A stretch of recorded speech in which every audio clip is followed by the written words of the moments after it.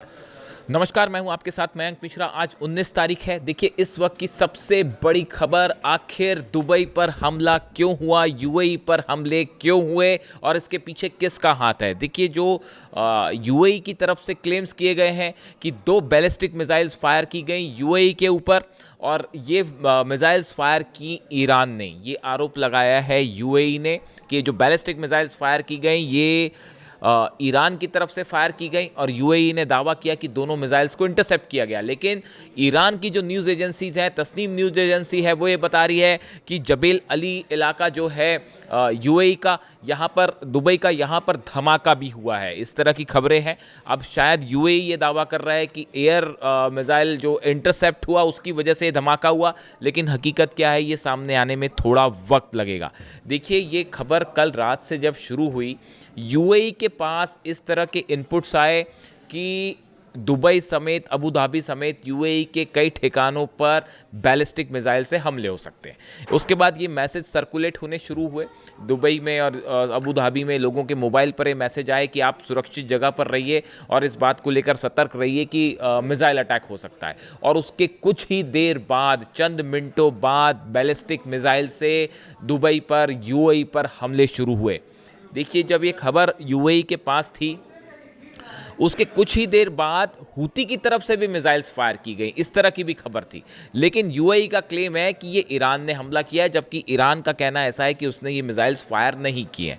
अब देखिए, इसके बाद हालात ये है कि यूएई ने जो कमर्शियल टाइज हैं ईरान के साथ, उसको जो है सस्पेंड कर दिया है। The United Arab Emirates on Tuesday suspended trade and commercial ties with Iran after saying Tehran fired 2 ballistic missiles towards the Gulf state. ये दावा है यूएई का कि 2 मिसाइल फायर की गई और उसके बाद जो है कमर्शियल टाइज जो है सस्पेंड कर दिए गए। The UAE Defense Ministry said its air defense system detected 2 ballistic missile launched from Iran towards its territory। जो यूएई की डिफेंस मिनिस्ट्री ने कहा कि 2 मिसाइल्स जो हैं वो इंटरसेप्ट की गई हैं और ये ईरान की तरफ से आई थी। In what would be Tehran's first direct attack on the Gulf state since May.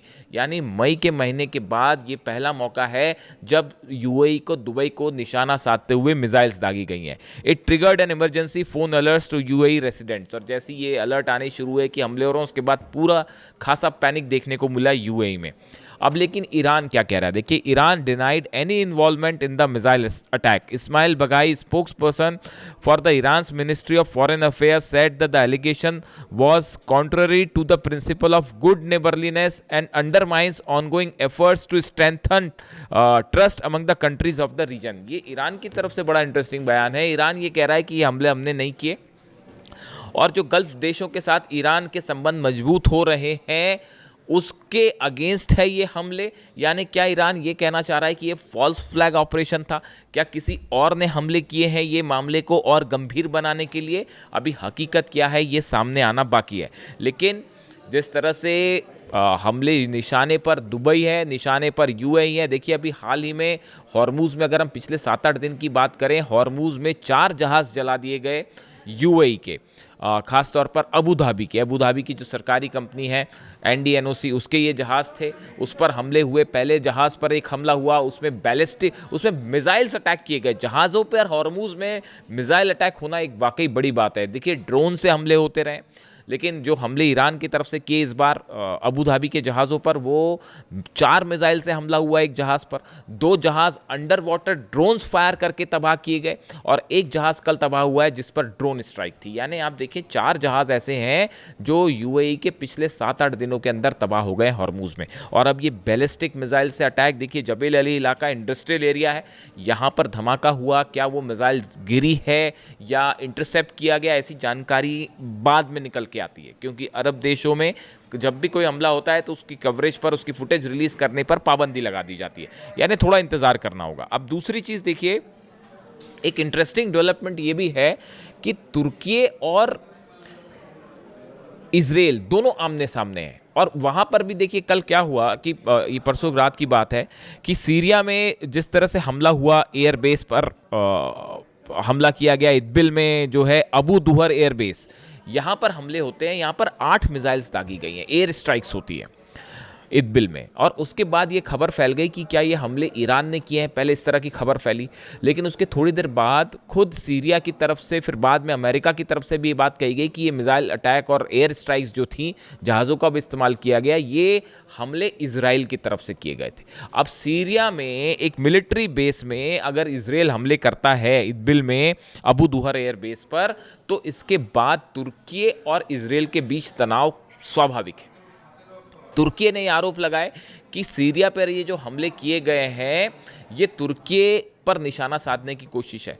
Israel ने पहले तो इस बारे में कोई बयान नहीं दिया, लेकिन काफ़ी वक्त बाद जब अब सबके बयान आए तो फिर इजराइल की तरफ से बयान आया है। उसका कहना ऐसा है कि ये हमले इसलिए किए गए क्योंकि इस एयरबेस पर तुर्की की एयरफोर्स के सैनिक तैनात हो सकते थे, तुर्की की एयरफोर्स तैनात हो सकती थी। अब ये एलिगेशन बड़ा हैरान करने वाला है जो इजराइल की तरफ से लगाया गया है।